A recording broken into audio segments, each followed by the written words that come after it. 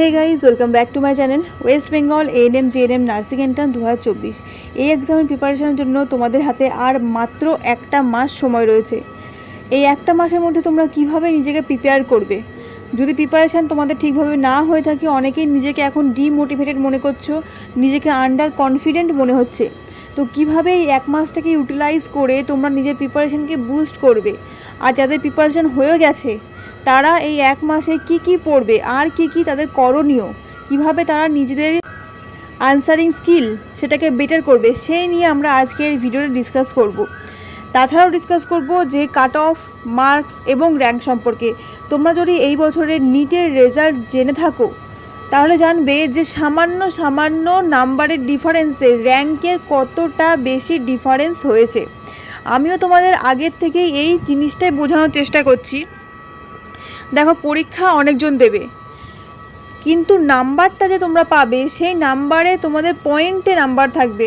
দেখবে কেউ পাচ্ছে 63.131 এরকম নাম্বার থাকবে, মানে পয়েন্টের পরেও কিছু ডিজিট থাকবে। তো পয়েন্টের পরেও সামান্য ডিজিটের জন্য তোমাদের কিন্তু র্যাঙ্কের অনেক ডিফারেন্স চলে আসতে পারে। এমন হয়তো হলো যে তুমি নাম্বার খুবই ভালো পেয়েছো, নাম্বার অর্থাৎ মার্কস তুমি খুব ভালো পেয়েছো, কিন্তু দেখো আমি তোমাদেরকে নাম্বারের হিসেবে বলছি যে কেমনভাবে তোমাদের র্যাঙ্কটা ভ্যারি করবে। কেউ মনে করো পেয়েছে 68.2362, কেউ মনে করো পেয়েছে 68.2356, কেউ পেয়েছে 68.2350, এইরকম হয়তো নাম্বার হয়েছে। ঠিক আছে, তাহলে এদের যে র্যাঙ্ক তার থেকে যদি আমি 1 নম্বর কমাই মানে 67-এ চলে যায়, তো সেই রকমভাবে তোমাদের কিন্তু নাম্বারের অল্প ডিফারেন্স থাকবে, কিন্তু র্যাঙ্কের তোমাদের অনেক ডিফারেন্স হয়ে যাবে। ঠিক আছে, তো এই সমস্ত কিছু নিয়ে আজকে আমরা এই ভিডিওতে ডিটেল একটা ডিসকাশন করব। প্রথম কথা হচ্ছে এই এক মাসের মধ্যে তোমরা কি পড়বে। দেখো, অনেক স্টুডেন্ট রয়েছে এখন যারা এখনও প্রিপারেশান তোমরা নিচ্ছ, তোমাদের প্রিপারেশান এখনও কমপ্লিট হয়নি, কিন্তু পরীক্ষার দেখতে গেলে আর মাত্র কিন্তু তোমাদের হাতে একটা মাস সময় রয়েছে, অনলি 1 মান্থ। এই এক মাসের মধ্যে তোমাকে সমস্ত কিছু বাদ দিয়ে শুধুমাত্র কিন্তু পড়াশোনায় নিজের মনকে নিয়োজিত করতে হবে, বাকি সমস্ত কিছু বাদ দিয়ে। এত স্টুডেন্টস পরীক্ষা দেবে, আর এই যে এএনএম জিএনএম এন্ট্রান্স এক্সামটা হচ্ছে, এর যে কোয়েশ্চেন দেখবে, কোয়েশ্চেন যে প্যাটার্নটা ছিল সেই প্যাটার্নটা কিন্তু 2022 থেকে একই থেকেছে, এবং যে কোয়েশ্চেনগুলো আসছে, যে টপিক থেকে কোয়েশ্চেন আসছে সেই টপিকগুলো কিন্তু প্রত্যেক বছর সেম থাকছে, মোটামুটি টপিক কিন্তু সেম থাকছে। এই জিনিসটা তোমরা খেয়াল করে দেখতে পারো। তাই টপিক সেম থাকার ফলে কি হচ্ছে, সেই একই জায়গা থেকে বারবার রিপিটেড কোয়েশ্চেন আসছে।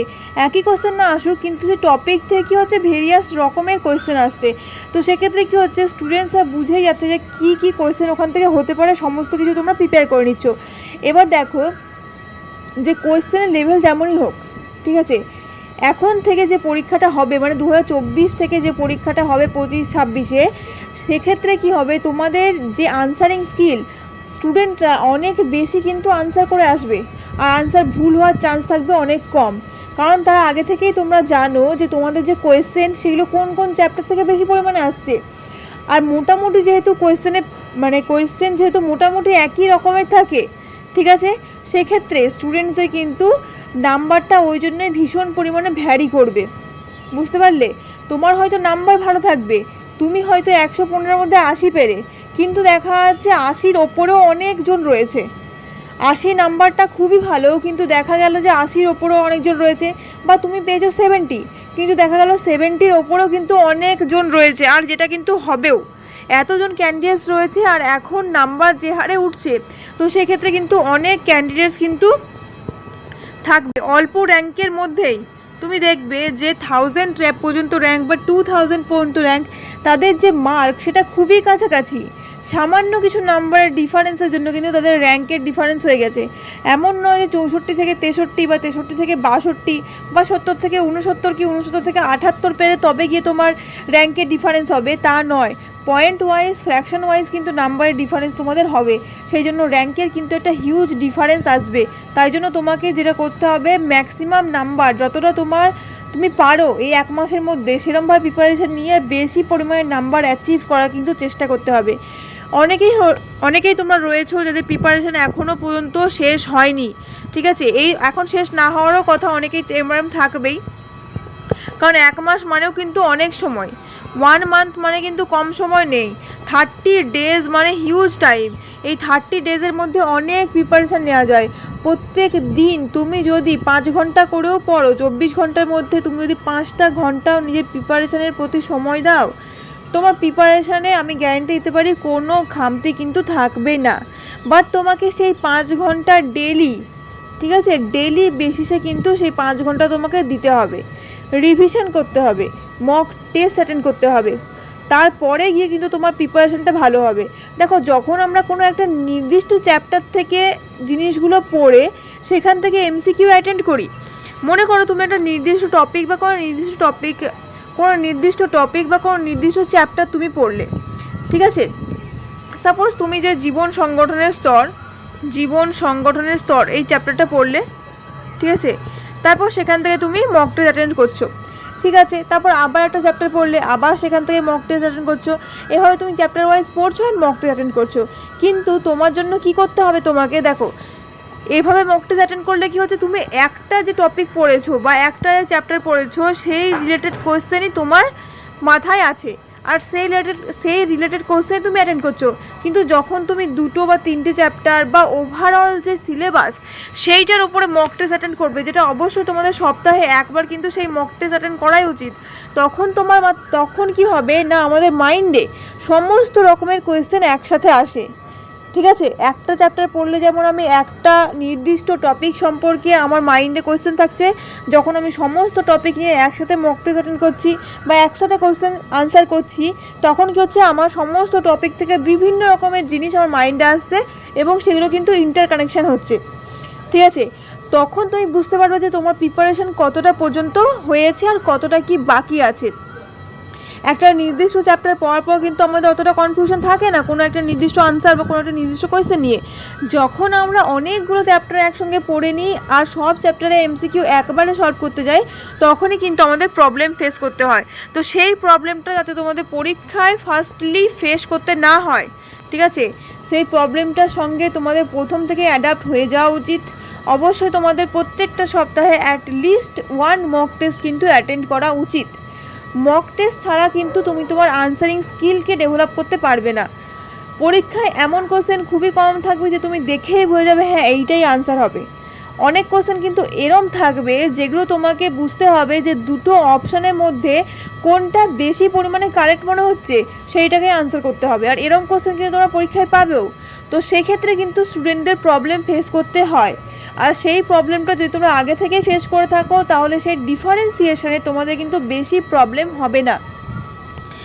তো এখনও তোমাদের হাতে 1 মান্থ টাইম রয়েছে, তোমাদের হাতে 1 মান্থ। সারা দিনে তোমাদের কাছে টাইম হচ্ছে 24 ঘন্টা। সেই 24 ঘন্টার মধ্যে যতটা পরিমাণে টাইম তুমি পারো ম্যাক্সিমাম টাইম তুমি দেওয়ার চেষ্টা করো নিজের প্রিপারেশনের প্রতি।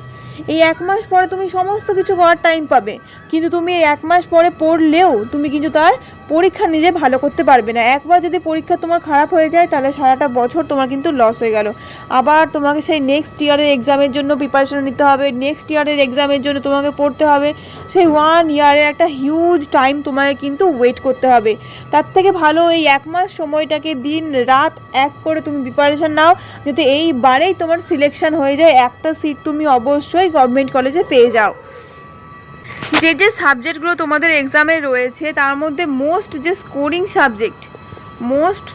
সাবজেক্ট হচ্ছে তোমাদের কী বলতো, লাইফ সায়েন্সে যে ভালো মার্কস অ্যাচিভ করতে পারবে তার কিন্তু ওভারঅলেও কিন্তু মার্কস ভালো আসবে, ঠিক আছে। আর এবারে যে কম্পিটিশান তোমাদের কিন্তু যতটা পারো তোমরা মার্কস অ্যাচিভ করার চেষ্টা করো। মোটামুটি 70-এর কাছে বা 75-এর কাছে তোমাদের কিন্তু মার্কস রাখতেই হবে, ঠিক আছে। নাহলে আগের বারে এরকম কেন হয়েছিল যে এত ভালো র্যাঙ্কের স্টুডেন্টরাও ভালো নাম্বার পেয়েও গভর্নমেন্ট কলেজ পায়নি কেন? কারণ ওই ব্যাপারটাই ওখানে ঘটেছিল, অল্প নাম্বারের ডিফারেন্সে। যেমন তোমরা নিটের রেজাল্টে একবার দেখছো এবারে, ঠিক আছে, অল্প সামান্য র্যাঙ্ক, হয়তো কেউ 1-2 কম পেয়েছে, র্যাঙ্ক হয়তো 5,000-6,000 পিছিয়ে গেল। তাহলে সেই যে ডিফারেন্সটা হচ্ছে এখানেও কিন্তু পয়েন্ট ওয়াইজ নাম্বার থাকার কারণে সেই পয়েন্টের সামান্য ডিফারেন্সে কিন্তু র্যাঙ্কের হিউজ ডিফারেন্স চলে আসবে। তখন মনে হবে তোমার যে এত ভালো নাম্বার পেয়ে আমি পেলাম না। তুমি ভালো নাম্বার পেয়েছো, বাট তোমার থেকেও মানে সামান্য বেশি করে অনেকজন পেয়েছে। তাহলে সেই যে র্যাঙ্কগুলো, সেই যে সিটগুলো তো তারাই পাবে, তাই না? তোমাদের এই 1 মাসে তোমরা কেমন প্রিপারেশান নিচ্ছ, কেমনভাবে নিজেরা খাটছো, কেমন পরিশ্রম করছো, তোমার হার্ড ওয়ার্কের ওপর ডিপেন্ড করবে তুমি এবারে চান্স পাবে নাকি পাবে না। তো ডিমোটিভেটেড হওয়ার কোনো কারণ নেই। 1 মাস মানে অনেক সময়, এই 1 মাসে তোমরা অনেক কিছু করতে পারো। ডিমোটিভেটেড হলে কিছুই হবে না, তোমাদের টাইম লস হবে। ডিমোটিভেশন, টেনশান, এই সমস্ত কিছু কিন্তু শুধুমাত্র টাইম ওয়েস্ট করে, তোমার প্রিপারেশনকে এরা কিন্তু ভালো করতে পারবে না। এই সমস্ত জিনিস সম্পর্কে ভাবারই দরকার নেই যে আমার এইটা পড়া হয়নি, ওইটা পড়া হয়নি, আমি 1 মাসে কীভাবে কভার করব। যেটা পড়া হয়নি সেটা তোমরা একটা শিডিউল করে পড়ে নাও, তাহলে হচ্ছে। পড়া হয়নি কি করব এইটা ভেবে কিন্তু কোনো লাভ নেই, ঠিক আছে। সারা দিন তোমার কাছে সময় রয়েছে, ফোনটা কম ইউজ করবে, রিলস কম দেখবে, এবং সেই জায়গায় তুমি এই এডুটোরিয়াল ভিডিও কিন্তু দেখবে। তাহলেই দেখবে যে কোনো একটা চ্যাপ্টার তুমি পড়ো, সেই চ্যাপ্টার থেকে অ্যাভেলেবেল তুমি কোয়েশ্চেন পাবে ইউটিউবে, সেখান থেকে সলভ করো। বা যদি তোমার কাছে বই আছে সেই বই থেকে তুমি সলভ করো। যে কোনো জিনিস থেকে তুমি কোয়েশ্চেন আনসার করতে পারো, কোনো প্রবলেম নেই। কিন্তু তোমাকে সেটার জন্য টাইম দিতে হবে। মেন জিনিস হচ্ছে টাইম। তুমি যদি এখন টাইম দাও নিজের পড়াশোনাকে, নিজের প্রিপারেশনকে, তাহলে পরবর্তীকালে আর মাত্র 1 মাস পর, 2 মাস পর যখন তোমার রেজাল্ট বেরোবে, 1 মাস পর পরীক্ষা হবে, তার 1 মাস পর যখন রেজাল্ট বেরোবে, তোমার লাইফ কিন্তু চেঞ্জ হয়ে যাবে। তুমি পেলেও তোমার লাইফ চেঞ্জ হয়ে যাবে, আর যদি না পাও সেক্ষেত্রেও তোমার লাইফ চেঞ্জ হয়ে যাবে। আবার তোমাকে একটা বছর হিউজ ওয়েট করতে হবে। তো ডিমোটিভেটেড হয়েও না, ডিসঅ্যাপয়েন্টমেন্ট মাইন্ডে এনো না, শুধুমাত্র পড়ে যাও। দেখবে প্রিপারেশান তোমার কবে হয়ে গেছে তুমি নিজেও বুঝতে পারছো না। ওকে। আবার অনেক স্টুডেন্ট রয়েছে যারা ওভার কনফিডেন্ট। এই ওভার কনফিডেন্ট স্টুডেন্টদের জন্য আমার কিছু বলার রয়েছে। যারা মনে করছো যে তোমাদের সমস্ত কিছু পড়া হয়ে গেছে, খুবই ভালো কথা। প্রিপারেশান যদি হয়ে গিয়ে থাকে তাহলে সেটা তো খুবই ভালো, আনন্দের বিষয় একটা। কিন্তু এই যে ওভার কনফিডেন্ট জিনিসটা, তুমি আনসার জানবে, কিন্তু ওভার কনফিডেন্টের কাজই হচ্ছে পরীক্ষায় গিয়ে তোমাকে আনসার ভুল করাবে। এমন আনসার ভুল করাবে যে তুমি পরীক্ষার হল থেকে বেরিয়ে বুঝতে পারবে যে এই কোশ্চেনটা আমি জানতাম অথচ আমি ভুল করে এসেছি। শুধুমাত্র একটা কারণে, ওভার কনফিডেন্টের কারণে। ওভার কনফিডেন্সের একটা জিনিস আমি ভীষণভাবে লক্ষ্য করেছি, আমার ক্ষেত্রেও এই ঘটনাটা ঘটেছে, তাই জন্য আমি তোমাদের সাথে এখন শেয়ার করছি জিনিসটা। যে ওভার কনফিডেন্স হলে কি হয় না, স্টুডেন্টরা, ক্যান্ডিডেটরা কোয়েশ্চেন ভালো করে পড়ে না। এটা কিন্তু একটা বড় ব্যাপার। কোয়েশ্চেন কিন্তু তারা ভালো করে পড়ে না। ফার্স্ট জিনিস হচ্ছে তোমাদের কোয়েশ্চেন থরলি রিড করা। ওভার কনফিডেন্স যাদের রয়েছে তারা এই জন্যই কিন্তু পরীক্ষায় মার্কস কম আসে, কেন? তারা কোয়েশ্চেন ভালো করে পড়ে না, ঠিক আছে। কোয়েশ্চেন ভালো করে না পড়লে কী হবে, কোনো কোয়েশ্চেনে রয়েছে হয়তো এই প্রক্রিয়ায় কোন উৎসেচকটি সাহায্য করে না, উৎসেচক প্রক্রিয়ার নাম দেখলো, ব্যাস তারা বুঝে গেল যে এইটাই আনসার হবে, গিয়ে একটা মার্ক করে দিল। কিন্তু কোয়েশ্চেনে কী রয়েছে, কোনটা সাহায্য করে না, সেই নাটা তাদের চোখে পড়লো না। এইটাই হচ্ছে ওভার কনফিডেন্স হলে যে জিনিসটা হয়। কনফিডেন্ট থাকা ভালো যে হ্যাঁ আমি পারবো, বাট ওভার কনফিডেন্ট যে হ্যাঁ আমি সব পারবে অবশ্যই, কিন্তু সিলি মিস্টেক হবে তোমাদের। যে কোশ্চেনগুলো তুমি জানো সেই কোশ্চেনগুলো তুমি ভুল করে আসবে, এটাই কিন্তু ওভার কনফিডেন্টের ক্ষেত্রে হয়। তোমাদের পরীক্ষায় অনেক কটা সাবজেক্ট থেকে কিন্তু কোয়েশ্চেন আসছে। লাইফ সায়েন্স থাকছে, ফিজিক্যাল সায়েন্স থাকছে, ম্যাথ থাকছে, ইংলিশ থাকছে, জিকে থাকছে, আর রিজনিং থাকছে। অনেকেই হয়তো কিছু না কিছু সাবজেক্টে কারো না কারোর প্রবলেম রয়েছে, কারো ফিজিক্যাল সায়েন্সে প্রবলেম রয়েছে, কারো ম্যাথে প্রবলেম রয়েছে। ম্যাক্সিমাম স্টুডেন্টেরই আমি দেখেছি ম্যাথের প্রবলেম রয়েছে। তো এই ম্যাথের প্রবলেমটাকে কীভাবে তোমরা সলভ করবে? দেখো, তুমি হয়তো ভাবছো যে তুমি লাইফ সায়েন্স আর ফিজিক্যাল সায়েন্স আর জিকে আর রিজনিং থেকে তুমি নাম্বার ওখানে অ্যাচিভ করবে, বাকি দুটো যে চ্যাপ্টার রয়েছে তোমার বা টপিক রয়েছে ম্যাথ, ইংলিশ, তুমি করবে না।